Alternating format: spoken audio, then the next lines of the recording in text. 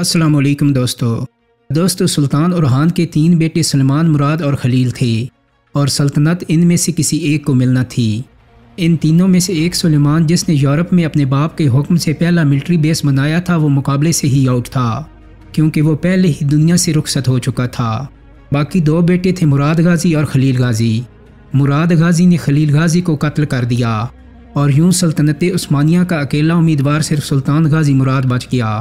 سلطان مراد اول نے تخت پر بیٹھتے ہی ترکوں کی غازہ روایت کو آگے بڑھایا، لیکن اس نے فوج میں ایک نیا اضافہ کیا اور یہ نیا اضافہ تھا غلاموں کی فوج کا۔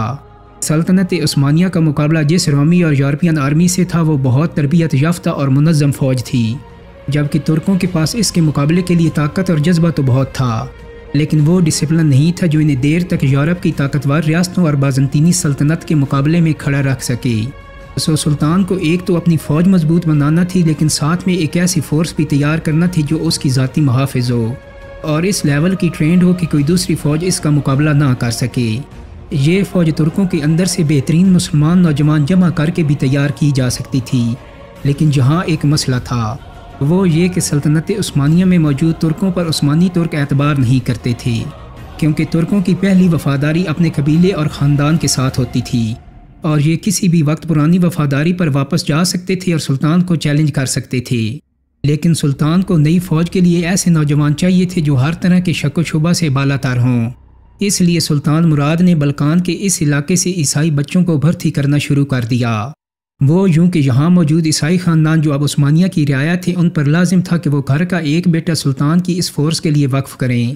چنانچہ ہر سال 8 سے 18 سال کی عمر کے بچوں کو بلقان کے عیسائی گھرانوں سے لیا جاتا، انہیں سمندر پار اناطولیہ میں لایا جاتا اور انہیں ترک زبان اور کلچر سکھایا جاتا۔ اس کے ساتھ ہی انہیں اسلام قبول کروایا جاتا۔ ان کی 8 سال تک زبردست جنگی تربیت ہوتی اور اس دوران یہ بچے ایک پیشہ ور فوجی میں ڈھل چکے ہوتے تھے۔ پھر انہیں مختلف شعبوں کے اسپیشلسٹ بنایا جاتا، جیسے تیر اندازی، گھوڑ سواری اور موسیقی وغیرہ۔ ان کی تنخواہ اور مراعات فوج میں کسی بھی دوسرے عہدے سے بہتر ہوتی۔ دوستو، اس فوج کو ینیچیری یا جینسری کہتے تھے۔ تاریخ کی کچھ کتابوں میں یہ بھی لکھا ہے کہ ینیچیری کی ابتدا عیسائی قیدیوں سے ہوئی تھی اور بعد میں اس فوج میں عیسائیوں کے بچے بھرتی ہونے لگے۔ خیر، یہ نئی فوج انتہائی منظم اور باوقار تھی، اور ہوتی بھی کیوں نہ، کیونکہ اس میں کسی بھی بدعہدی کی کم از کم سزائے موت تھی۔ ینیچیری سلطان کے ذاتی غلاموں کی فوج تھی، لیکن اس کا یہ مطلب ہرگز نہیں کہ غلاموں کی جو معروف شکل ہمارے ذہن میں آتی ہے یہ اس طرح کے غلام تھے، بلکہ یوں تھا کہ ان کے حقوق عام غلاموں سے کہیں زیادہ تھے، یہاں تک کہ انہیں ان کی خدمات کا معاوضہ بھی باقیوں سے بہتر ملتا تھا۔ تو یہ وہ فوج تھی جسے سلطنت عثمانیہ کے لشکر کی سب سے بڑی طاقت بننا تھا، جس نے قسطنطنیہ فتح کرنا تھا اور جس نے آنے والے دنوں میں کئی سلطانوں کی قسمت کا فیصلہ بھی کرنا تھا، اور جس نے صدیوں بعد ایک تاریخی بغاوت بھی کرنی تھی۔ شروع میں عیسائی والدین بہت دکھی ہوتے تھے کہ ان کے بچوں کو ان سے چھینا جا رہا ہے، لیکن وقت گزرنے کے ساتھ ساتھ جیسے جیسے ینیچیری آرمی کا اثر و رسوخ اور شان و شوکت سامنے آتی گئی، والدین خوشی سے اپنے بچوں کو اس کا حصہ بنانے کے لیے بھیجنے لگے، کیونکہ ان کا شاہی دربار میں سلطنت کے انتہائی مرکز میں اثر و رسوخ بڑھ جاتا تھا۔ اب 1370 میں سلطنت عثمانیہ میں ایک طاقتور فوج بھی بن رہی تھی، اور ساتھ میں سلطان مراد اول عثمانیوں کی غازہ کی روایت کو بھی آگے بڑھا رہا تھا۔ غازہ یعنی عیسائی علاقوں پر قبضے کے لیے جہاد کرنا اور اسلامی سلطنت کو وسعت دینا۔ یہ جہاد سمندر پار یورپ میں ہوتا تھا، لیکن سلطنت عثمانیہ کا مرکز ابھی بھی بورسا ہی تھا۔ سمندر پار لشکروں کی رہنمائی کے لیے ضروری تھا کہ وہاں بھی ایک فوجی مرکز ہو جہاں سلطان خود ٹھہرے اور یورپ میں غازہ کی خود قیادت کرے۔ سلطان مراد اول نے یورپ کا اہم شہر ایڈرین فتح کیا اور اسے سلطنت عثمانیہ کا نیا دارالحکومت بنا دیا۔ سلطان خود کبھی اناطولیہ اور کبھی یورپ میں ہوتا، لیکن ایڈرین پر اس کا استاد لالا شاہین پاشا بطور گورنر خدمات سر انجام دیتا رہتا۔ دوستو، لالا کا لفظ ترک اپنے اتالیق یا ٹیوٹر کو عزت دینے کے لیے استعمال کرتے تھے، تو لالا شاہین پاشا سلطان کا استاد رہا تھا۔ عثمانیوں کے یورپ میں داخل ہونے اور ایڈرین پر قبضے کی وجہ سے یورپی عیسائی بہت پریشان تھے، اور کیوں نہ ہوتے ان کی آزادی ختم ہو رہی تھی، اور خاص طور پر سربین سلطنت کا شہنشاہ خوش نہیں تھا، کیونکہ ایڈرین شہر اس کی سرحد کے بالکل ساتھ ہی تھا، لہٰذا اسے خطرہ تھا کہ اگر عثمانی ترک یہاں تک آ گئے ہیں تو انہیں آگے آنے سے کون روکے گا۔ اس نے اس خطرے کو شروع میں ہی ختم کرنے کا ارادہ کیا اور موقع کی تلاش میں رہنے لگا، جہاں چاہ وہاں رہا۔ تو دوستو، یہ موقع اسے جلد ہی مل گیا۔ ہوا یوں کہ 1371 میں سلطان مراد اول نیا دارالحکومت ایڈرین میں موجود نہیں تھا۔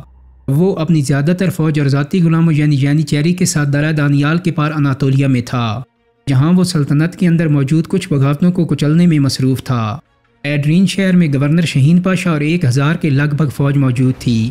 سربین شہنشاہ نے اس موقع کو غنیمت جانا اور 50,000 سپاہیوں پر مشتمل ایک بڑا لشکر مقابلے کے لیے تیار کر لیا۔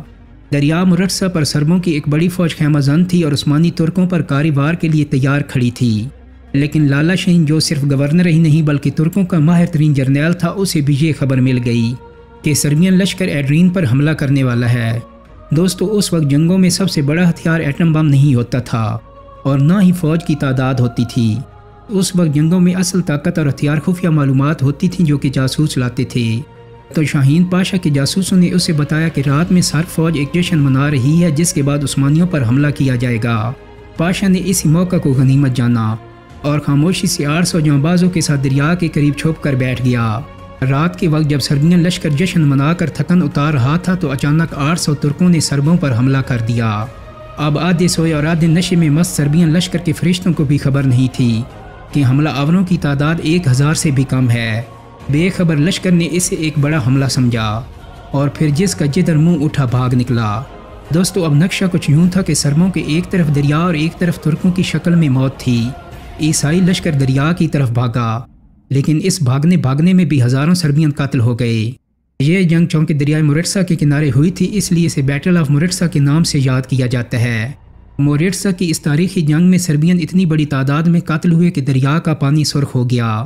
ترکوں کی تاریخ کی یہ ایک ناقابل یقین جنگ تھی۔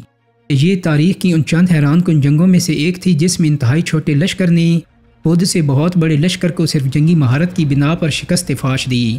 بیٹل آف مورٹسا کو تاریخ میں سربوں کی عظیم تباہی کے نام سے بھی یاد کیا جاتا ہے۔ جنگ کا نتیجہ یہ ہوا کہ وہ سرب جو عثمانیوں کو شکست دینے آئے تھے اپنا علاقہ بھی ہار بیٹھے۔ سربین سلطنت جو ایک بہت بڑی سلطنت تھی کئی ٹکڑوں میں بٹ گئی اور یہ ٹکڑے عثمانی سلطنت کی برتری تسلیم کرنے لگے، یعنی اسے خراج دینے لگے۔ سربوں کی عظیم تباہی اور عثمانی ترکوں کا یورپ کی اہم ترین سلطنت سربیا کو شکست فاش دینا یورپ کی عیسائی ریاستوں کے لیے موت کا پیغام تھا، کیونکہ انہوں نے یورپی ملک اسپین میں مسلمانوں کی 8 صدیوں تک پھیلی سلطنت غرناطہ اور اندلس دیکھی تھی، جسے وہ پوری طاقت کے باوجود بیٹل آف مورٹسا کے وقت تک پوری طرح ختم نہیں کر سکے تھے۔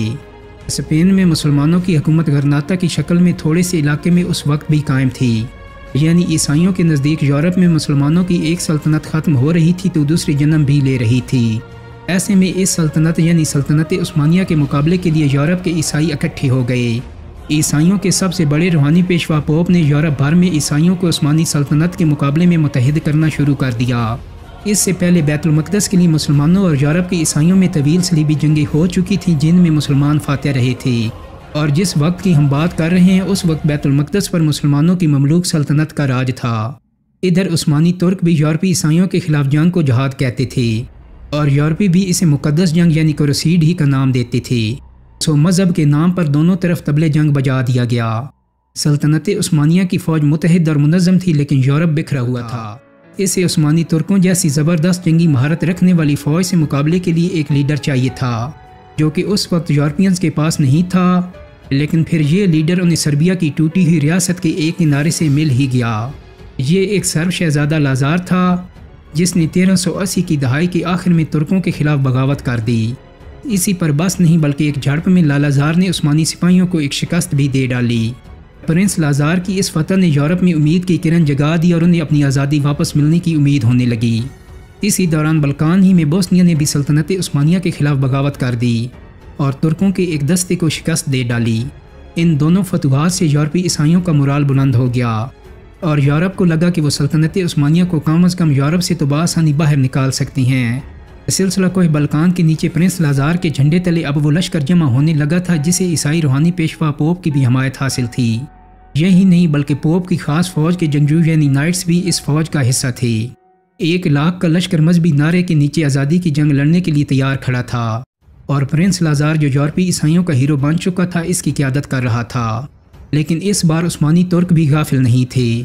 سربیوں اور بوسنیا سے 2 چھوٹی لڑائیوں میں شکست کے بعد سلطان مراد اناطولیہ میں اپنے بیٹے یعقوب کو چھوڑ کر خود یورپی ہیڈ کوارٹر واپس آ چکا تھا۔ اور سلطان مراد کی ذاتی فوج یعنی چری آرمی کے 2000 جوان بھی اس کے ساتھ تھے۔ 1 اگست 1389 کو یورپ میں ٹھیک اس جگہ جہاں آج کیچنگ شہر ہے، سلطان مراد اول 60,000 کا لشکر لیے 1 لاکھ صلیبیوں کے سامنے کھڑا تھا۔ اس جنگ کو جنگ کوسوو کہتے ہیں۔ یورپ میں عثمانیوں کے لیے یہ ایک فیصلہ کن جنگ تھی۔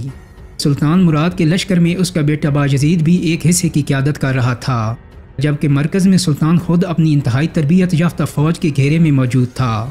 جنگ شروع ہوئی تو عیسائیوں کا پلڑا آغاز میں بھاری رہا۔ انہوں نے عثمانیوں کے لشکر کے ایک حصے کو پیچھے کی طرف دھکیل دیا۔ عثمانیوں کے پاؤں لڑکھڑانے کے قریب تھے کہ سلطان مراد نے ایک بہت دلیرانہ فیصلہ کیا۔ اس نے اپنے بہترین سپاہیوں کو جو اس کے محافظ بھی تھے لڑنے کے لیے آگے بھیج دیا اور خود تنہا پیچھے رہ گیا۔ یہ ایک خطرناک ترین چال تھی، ایک بہت بڑا رسک تھا۔ سلطان مارا بھی جا سکتا تھا اور اس کے مارے جانے سے عثمانی یہ جنگ ہار بھی سکتے تھے۔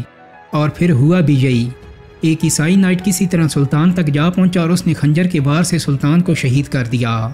دوستو قسمت کا ستم دیکھیے کہ ادھر سلطان مراد میدان جنگ میں جان سے گیا تو دوسری طرف صلیبیوں کا سالار پرنس لازار بھی لڑتے ہوئے میدان جنگ میں مارا گیا۔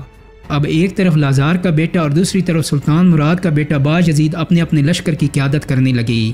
جنگ کی ہولناکی بڑھ چکی تھی اور لاشوں پر لاشیں گر رہی تھیں، لیکن ایسے میں ایک ناقابل یقین بات ہوئی۔ یورپی لشکر کے ایک اہم حصے نے پسپائی شروع کر دی۔ اس سے عیسائی لشکر کی کمر ٹوٹ گئی۔ ایسا بھی کہا جاتا ہے کہ اس حصے کا سردار شروع ہی سے ترکوں کے ساتھ مل چکا تھا۔ ہو سکتا ہے مل چکا ہو سکتا ہے جنگ کو بے نتیجہ دیکھتے ہوئے اس سردار نے اپنی سپاہیوں کی جانیں بچانا زیادہ ضروری سمجھا ہو۔